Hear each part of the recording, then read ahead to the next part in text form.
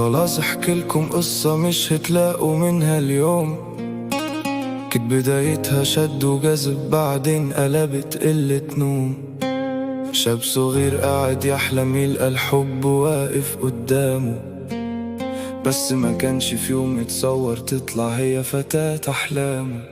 أصلها كانت قدامه يوماتي لكن مش بيشوفها بقلبه، فعشان كده كان في حياته زي صحابه واقفين جنبه.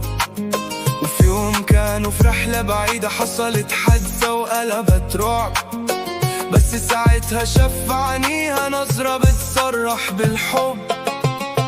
كل ده كان ليه؟ كل ده كان فين؟ ليه تسيب قلبي تسيب حبي خسرنا احنا الاتنين؟ كل ده كان ليه؟ كل ده كان فين؟ انا ضاع عمري وراح حلمي سبتني لمين؟ كل ده كان ليه؟ كل ده كان فين؟ ليه تسيب قلبي تسيب حبي خسرنا احنا الاتنين؟ كل ده كان ليه؟ كل ده كان فين؟ انا ضاع عمري وراح حلمي سبتني لمين؟ معقول تطلع هي الحلم اللي عايش بيشوفه في نومه؟ قرر يكتب ليها رسالة ويسيب لها نمرة تليفونه، يشرح لها عن إحساس جاله أول ما سرح جوه عينيها، ويقول لها عن فرحة قلبه، يكتب لها عن شوقه إليها.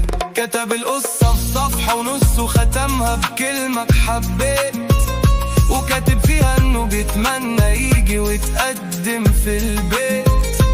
فكر هيوصلها إزاي حتى لو هيروح لها بيتها، وفضل كام يوم على الحال ده بس اداها لصحبتها. كل ما عينه بتيجي في عينها بتقول حاجة مش مفهومة، ازاي بتقول انها رافضة وعينيها بتقول مظلومة؟ وفي يوم جاله منها جواب تعرف انا رافضك كده ليه؟ علشان لو قلت انا عاوزاك صاحبتي لسه تبوح بيه. بان استغرب قصدك ايه؟ لسه في امل انك عاوزاني؟ قالت ايوه مفكر ايه؟ طلعت هي كمان حباني.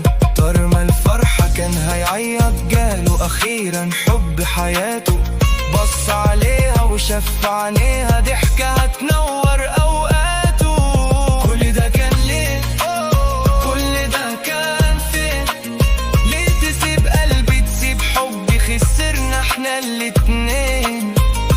كل ده كان ليه؟ كل ده كان فين؟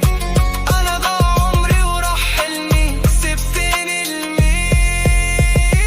كل ده كان ليه؟ كل ده كان فين؟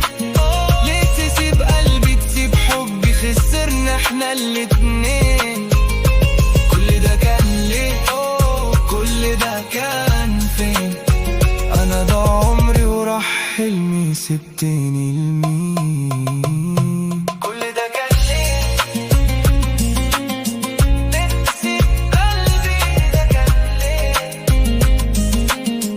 ليه تسيب قلبي؟ ده كان ليه؟